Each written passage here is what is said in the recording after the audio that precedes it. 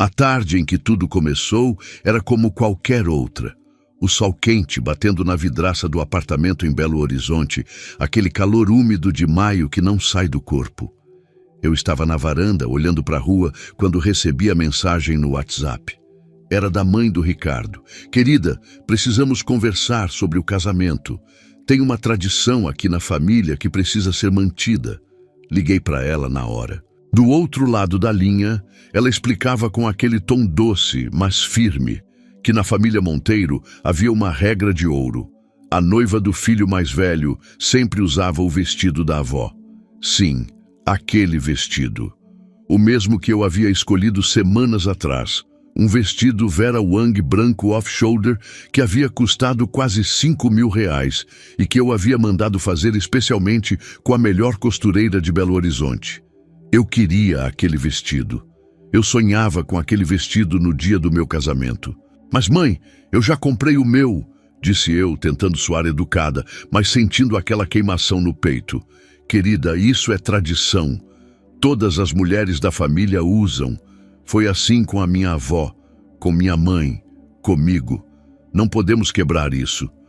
Desliguei depois de alguns minutos de conversa que não levou a lugar nenhum. Liguei para Ricardo na sequência. Ele estava no escritório, trabalhando como advogado. Aquele tipo de cara que se sentia poderoso atrás de uma mesa de mogno com vista para a cidade inteira. Contei tudo. Pedi para ele falar com a mãe. Pedi para ele me defender. Amor, é só um vestido. Minha mãe ficaria muito triste. É tradição mesmo. Aquelas palavras saíram da boca dele como se fossem as mais simples do mundo. Como se o que eu queria não importasse. Como se meu sonho fosse menor que uma tradição inventada por pessoas que nem conheciam o significado real do casamento. Senti meu coração apertar. Senti a raiva gelada tomar conta do meu peito. Mas respirei fundo. Ele era meu noivo. Eu o amava. Ou pelo menos pensava que amava. Os dias que se seguiram foram tensos. Sua mãe me ligava diariamente, deixando mensagens no grupo familiar, falando sobre o vestido, sobre como seria lindo, sobre como eu seria linda nele. Eu via fotos antigas do vestido em sua avó, em sua mãe.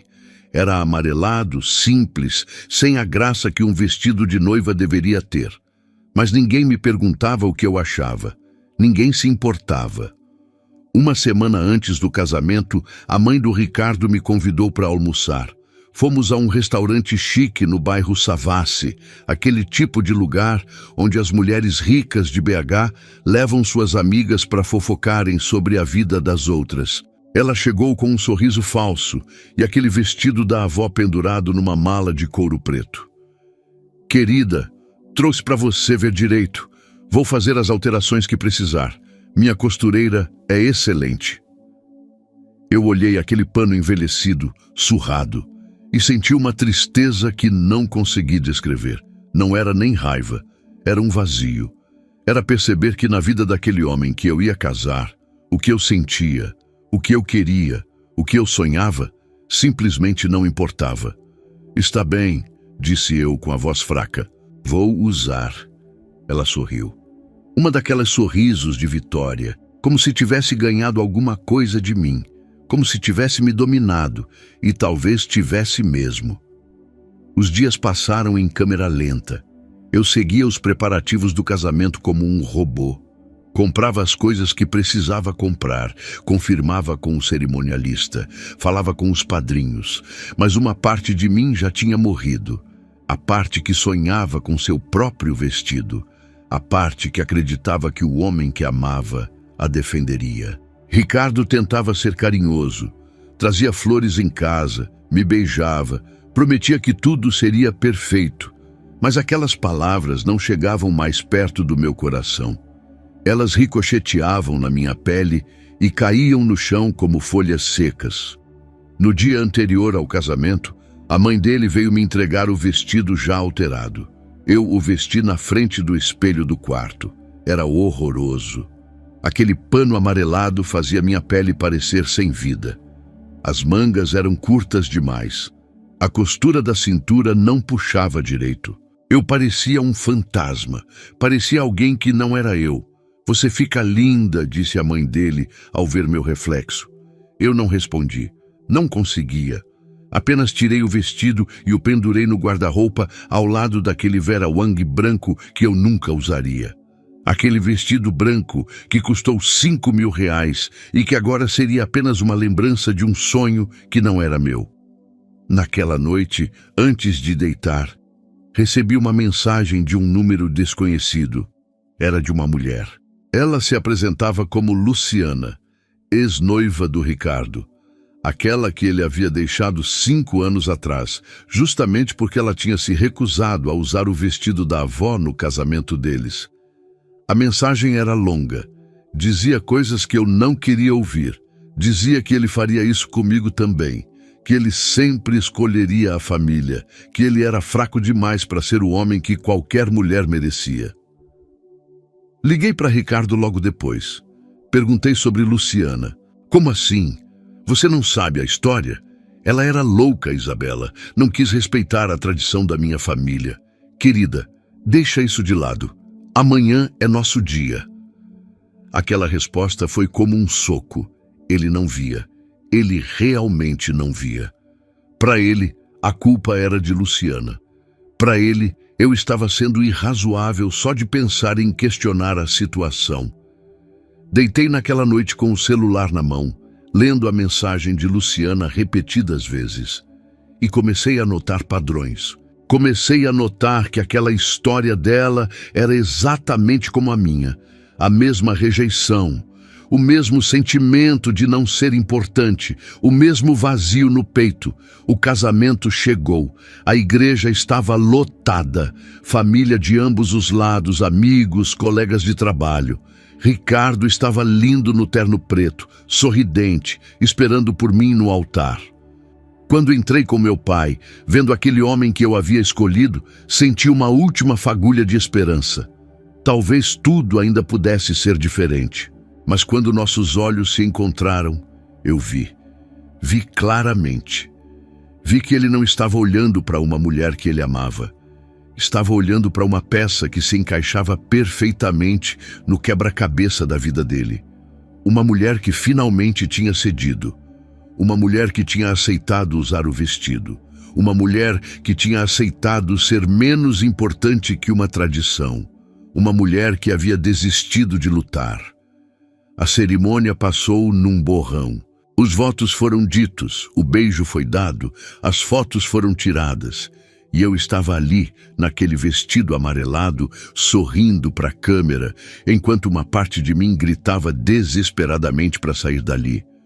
A recepção foi num salão de luxo no centro de Belo Horizonte, aquele tipo de lugar onde as pessoas ricas da cidade celebram seus momentos especiais. Cristal nos tetos, flores importadas nas mesas, um buffet que custava mais que o salário de muita gente. A mãe do Ricardo havia planejado tudo. Cada detalhe era dela, desde o cardápio até a decoração. Eu estava ali apenas para usar o vestido dela e sorrir para a câmera. Sentei-me à mesa principal ao lado de Ricardo. À minha esquerda estava a mãe dele. À direita, um tio que eu mal conhecia. Observei tudo de longe, como se estivesse assistindo a um filme sobre a vida de outra pessoa. Meus pais tentavam estar felizes.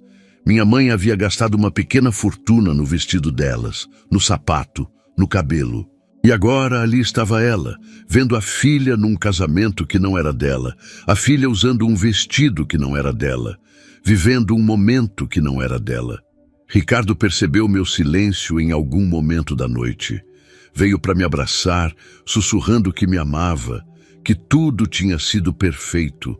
Eu apenas sorri e beijei sua bochecha. Não conseguia falar. Não conseguia nem fingir direito mais. Depois do jantar, chegou a hora da dança. Ricardo me estendeu a mão para a primeira dança. Nós dançamos enquanto todos aplaudiam. Ele pisava leve, era elegante, sabia o que fazia.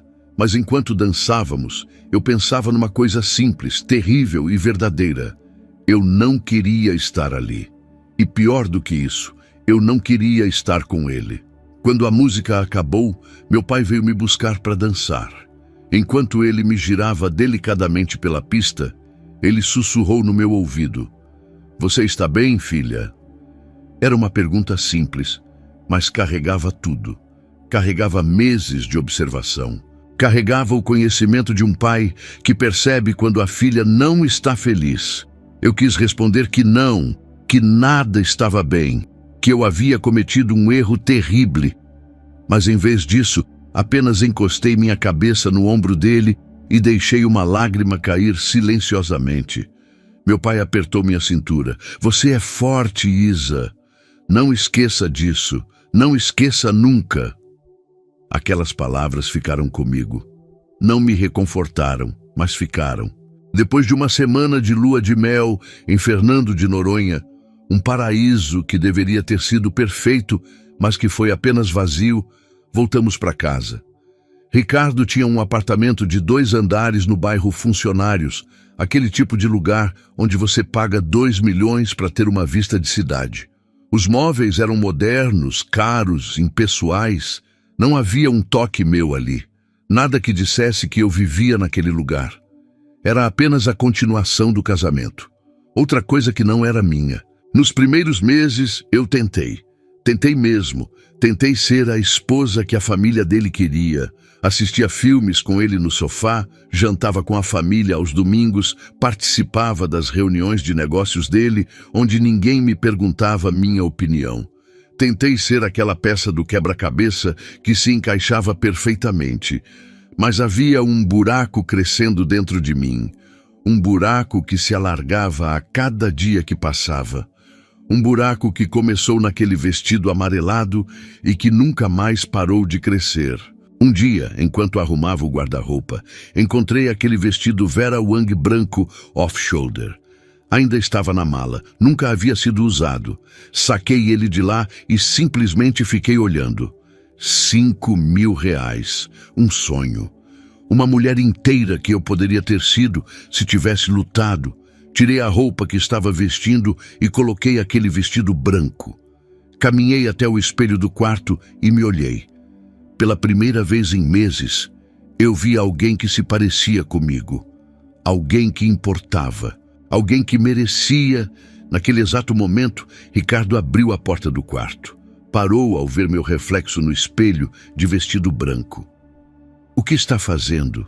"Tentando lembrar de quem eu sou", respondi. Ele apenas me olhou, confuso, como se não entendesse o que aquelas palavras significavam. E talvez realmente não entendesse. Talvez ele nunca tivesse entendido. Talvez ele nunca tivesse visto que aquele vestido não era apenas pano e costura. Era eu. Era tudo o que eu queria ser e que ele tinha dito que não importava. Tirei o vestido lentamente, coloquei de novo na mala, mas algo havia mudado. Havia ficado uma semente pequena, mas perigosa. Uma semente de consciência, uma semente que começaria a crescer. Naquela noite recebi outra mensagem de Luciana. Desta vez, não era apenas sobre o passado. Era um convite. Ela queria que eu soubesse que não estava sozinha, que havia outras mulheres, que havia um grupo discreto de ex-noivas e ex-esposas do Ricardo. Mulheres que tinham feito as mesmas escolhas que eu. Mulheres que tinham cedido. E que agora, depois de perceber o erro, queriam ajudar outras mulheres a não cometerem o mesmo engano. Li aquela mensagem 3 vezes. Meu coração disparou. Tinha medo, mas tinha também uma coisa maior que o medo. Uma esperança pequena, silenciosa, mas extremamente perigosa. Naquela noite, enquanto o Ricardo dormia ao meu lado, eu comecei a pensar. Pensei em tudo que havia sacrificado. Pensei em tudo que havia deixado de ser. Pensei naquele vestido branco, naquele sonho, naquela mulher que eu era antes do casamento. E pela primeira vez, desde que aquele homem havia entrado na minha vida, eu comecei a entender que não era fraco o bastante para continuar assim, que eu era forte demais para desistir de mim mesma, que aquele vazio que havia crescido dentro de mim não era uma fraqueza, era um aviso, um aviso que eu não poderia ignorar para sempre. A tradição da família dele havia vencido uma batalha quando eu coloquei aquele vestido amarelado. Mas ela não tinha vencido a guerra, porque eu ainda estava acordada, ainda estava respirando, ainda estava pensando, e às vezes, pensamento é tudo que você precisa para começar a mudar. Os primeiros sinais de que algo estava mudando começaram a aparecer em pequenas coisas. Eu comecei a sair mais com amigas. Comecei a trabalhar com mais afinco no meu próprio negócio. Um consultório de psicologia que havia aberto 3 anos atrás e que havia deixado de lado quando o casamento ficou sério. Comecei a responder com mais firmeza quando a mãe de Ricardo sugeria algo. Pequenas coisas, coisas que normalmente ninguém nota, mas eu notava, e Ricardo notava também. "Você está diferente", disse ele uma noite, deitado na cama, olhando para mim. "Estou voltando a ser eu mesma", respondi sem nem piscar. Ele não gostou da resposta. Virou de costas e dormiu. Mas aquelas palavras ficaram pendentes no ar, como fumaça que não desaparecia. Comecei a conversar mais com Luciana pelo WhatsApp. Ela era advogada, forte, inteligente. Tinha deixado Ricardo 5 anos atrás e havia reconstruído uma vida inteira sem ele. Nos encontramos para tomar café numa cafeteria no bairro de Lourdes. Ela era exatamente como eu imaginava. Elegante, segura de si, com aquele brilho nos olhos de alguém que havia aprendido a lição mais cara da vida. "Como você consegue?", perguntei a ela enquanto mexia no café que esfriava diante de mim. "Conseguir o quê? Viver sem ele?" "Viver sabendo que você fez a escolha certa." Luciana sorriu, um sorriso tristonho, cheio de compreensão. "Isa, eu levei 2 anos para ter certeza que fiz a escolha certa. 2 anos de dúvida, de culpa, de medo. Mas você sabe o que me salvou? Saber que eu merecia mais. Saber que um homem que não me defenderia em uma coisa tão simples quanto um vestido, nunca me defenderia em nada que realmente importasse." Ela inclinou-se sobre a mesa, pegando minha mão. "A tradição dele não é sua obrigação. A família dele não é sua responsabilidade. E o medo dele de decepcionar a mãe não é seu problema resolver." Aquelas palavras bateram como uma verdade nua e crua. Eu sentia elas no meu estômago, como uma pancada que você já esperava, mas que ainda assim dói. "Ele me ama", disse eu, mas minha voz soava fraca. "Talvez ame, mas existem tipos diferentes de amor, Isa. Tem o amor que é fácil, o amor que não custa nada. E tem o amor que te defende, o amor que te escolhe mesmo que custe caro. Adivinha qual tipo ele te oferece?" Paguei o café sozinha naquele dia. Luciana havia deixado seu cartão de visita na mesa, com um número de telefone diferente do que ela havia me enviado mensagens. "Esse é o número da minha sala", disse ela ao se despedir. "Quando você decidir que merece mais, você sabe onde me encontrar." As semanas seguintes foram as mais estranhas da minha vida. Eu continuava vivendo com Ricardo, continuava fingindo que tudo estava bem, mas por dentro algo havia se quebrado. Ou talvez algo estivesse finalmente se consertando. Um fim de semana, Ricardo me levou para jantar na casa de seus pais. Era domingo, o tradicional almoço em família. Eu havia tentado inventar uma desculpa, mas ele havia insistido. Sua mãe havia feito um churrasco com aquele vinho caro que ela gostava de exibir, aquele vinho que custava mais que uma passagem aérea para a Europa. Durante o almoço, a mãe de Ricardo começou a falar sobre o casamento. Como tinha sido lindo. Como eu havia ficado perfeita com o vestido. Como a tradição havia sido mantida. Todos riram, concordaram, levantaram a taça de vinho. Eu estava quieta, comendo um churrasquinho que não tinha gosto. "Isa, você está muito silenciosa", disse a mãe dele com aquele tom que parecia doce, mas que era feito de veneno. "Estou apenas pensando", respondi. "Em quê?" Em como você teve coragem de me dar um vestido que não era meu, de um casamento que não era meu, para um dia que deveria ter sido meu. O silêncio caiu na mesa como uma pedra em um lago parado. Ricardo virou para me olhar com horror. Seu pai colocou a taça de vinho na mesa lentamente. Sua mãe piscou, como se não tivesse ouvido direito. "O quê?" ela perguntou. Sua voz agora era fria como gelo. "Você ouviu direito. Vocês me pediram para desistir do meu sonho, do meu vestido, da minha visão de casamento, para manter uma tradição que nada tem a ver comigo. E ninguém mesmo se importou com o que eu sentia." Ricardo colocou a mão no meu braço, sussurrando para eu parar, para eu não fazer aquilo. Mas eu continuei. E você sabe qual é a pior parte? Que meu marido, o homem que eu escolhi, o homem que prometeu me proteger, ficou do lado de vocês. Ficou do lado de uma roupa velha, em vez de ficar do meu lado. A mãe de Ricardo ficou vermelha. Seu pai levantou da mesa e saiu. Ricardo me puxou pelo braço. "Você ficou louca? O que está fazendo?" "Estou sendo honesta pela primeira vez desde que conheço essa família." Voltamos para casa em silêncio. Ricardo gritava no carro, dizia que eu havia humilhado a família, que eu havia destruído o relacionamento dele com os pais, que eu era uma ingrata. Eu apenas olhava pela janela, vendo a cidade passar, sentindo um peso sair do meu peito. Naquela noite, depois que ele saiu para a casa de um colega de trabalho, eu liguei para Luciana. "Eu preciso de ajuda", disse eu, minha voz tremendo. "Que tipo de ajuda?" "Eu preciso sair daqui, preciso de um advogado, preciso entender meus direitos." Do outro lado da linha, Luciana respirou fundo.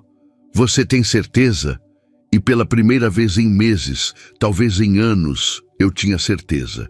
Eu tinha certeza absoluta. "Sim, eu tenho certeza."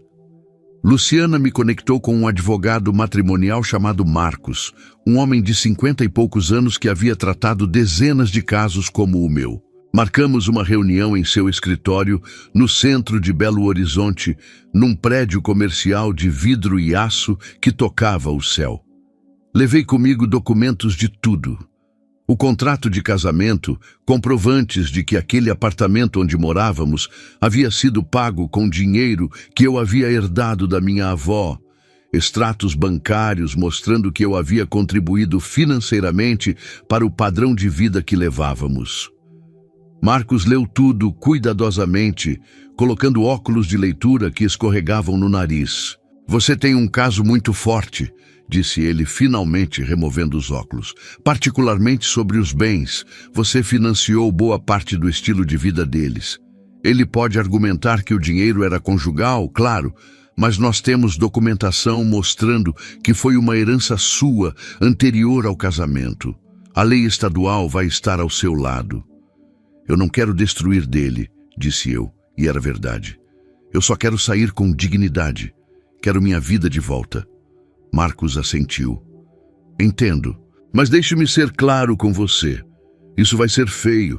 Ele vai tentar te fazer parecer uma vilã.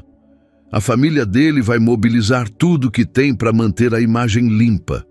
Você está preparada para isso?" Eu pensei naquele vestido amarelado. Pensei naquele vazio no meu peito. Pensei na mulher que eu havia sido antes de Ricardo e respondi com toda a certeza que eu possuía: "Sim, estou preparada." Os próximos dias foram caóticos. Eu discretamente comecei a tirar coisas da casa. Nada óbvio. Meus documentos, minhas joias, as coisas que tinham valor sentimental. Coloquei tudo numa mala que deixava na casa de Luciana.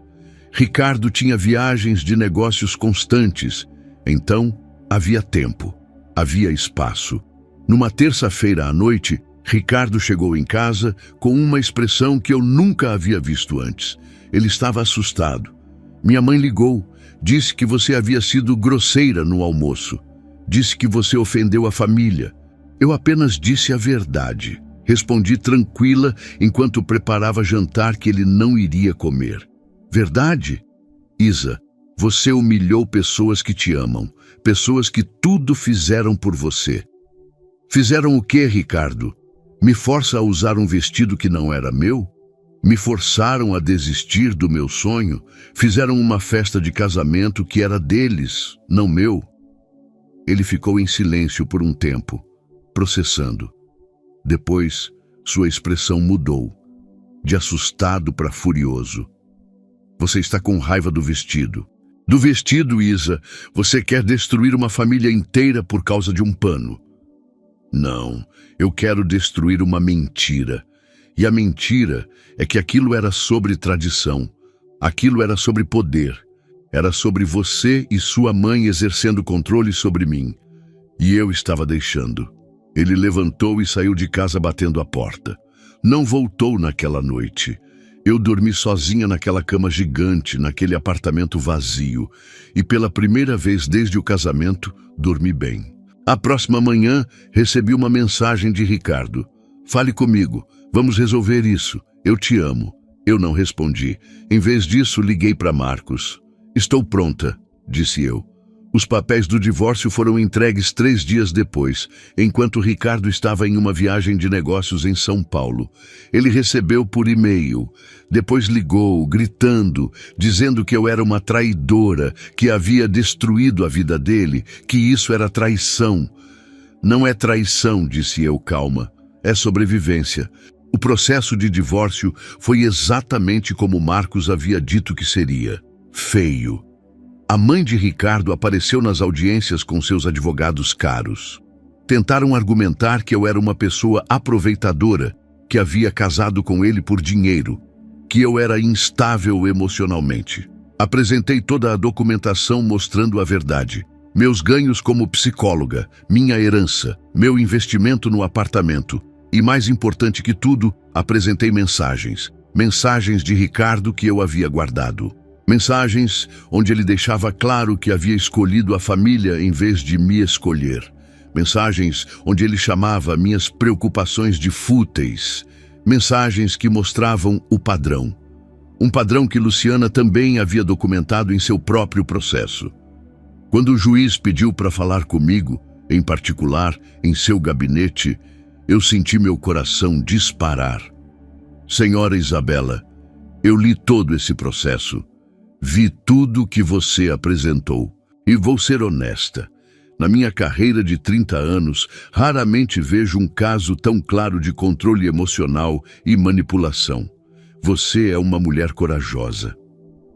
O divórcio foi finalizado 6 meses depois. Eu consegui a posse do apartamento. Uma pensão que cobria meus gastos. E mais importante que tudo, a minha vida de volta. No dia em que assinei os papéis finais, voltei para casa, abri o guarda-roupa e tirei aquele vestido Vera Wang branco. Limpei o pó que havia se acumulado. Coloquei em um cabideiro bem à vista, no quarto que agora era apenas meu. Luciana veio me visitar naquele fim de semana. Quando viu o vestido, sorriu. Você vai usar? Perguntou ela. Já usei, respondi. Já uso todos os dias. Já estou usando agora. Ela olhou para mim confusa. O que você quer dizer? Quero dizer que aquele vestido nunca foi apenas sobre pano. Era sobre ser eu mesma. Era sobre escolher a mim. E agora, toda vez que acordo, toda vez que faço uma escolha que é minha, toda vez que eu defendo o que eu sou, estou usando aquele vestido. Luciana puxou meu rosto para frente e me deu um beijo na testa. Bem-vinda de volta, disse ela. 6 meses depois, voltei a trabalhar em tempo integral como psicóloga. Meu consultório expandiu. Comecei a atender especificamente mulheres que estavam saindo de relacionamentos abusivos. E uma das minhas primeiras pacientes foi a filha de Ricardo, uma menina de 22 anos que havia visto tudo o que havia acontecido e que estava tentando entender por que seu pai havia sempre escolhido a avó, sempre escolhido a tradição, sempre escolhido tudo, menos as mulheres que supostamente amava. Como você conseguiu? Perguntou ela uma tarde na minha sala. Consegui o quê? Conseguir sair? Conseguir ficar de pé depois que ele derrubou você. Sorri para ela. Aquela menina que havia crescido vendo o próprio pai humilhar as mulheres da sua vida em nome de tradição. Porque um dia eu entendi que eu merecia mais. e que esperar que alguém me defendesse era esperar demais. Eu precisava me defender. Eu precisava me escolher. E foi a melhor escolha que eu jamais fiz. Um ano depois, recebi uma mensagem de um número desconhecido. Era de Ricardo. Dizia que havia ido para terapia, que estava tentando entender o que havia feito errado, que sentia muito por tudo e que entendia agora, finalmente, que eu tinha razão, que o vestido nunca foi sobre tradição, que sempre foi sobre ele não ter coragem de me defender. Não respondi. Não precisava. Eu havia dito tudo o que precisava dizer. E mais importante que isso, eu havia finalmente escutado tudo o que eu mesma precisava dizer. Porque no final das contas, a tradição que importava não era a da família dele. Era a tradição de uma mulher que finalmente aprendeu a se amar. E essa era uma tradição que eu pretendia manter para sempre.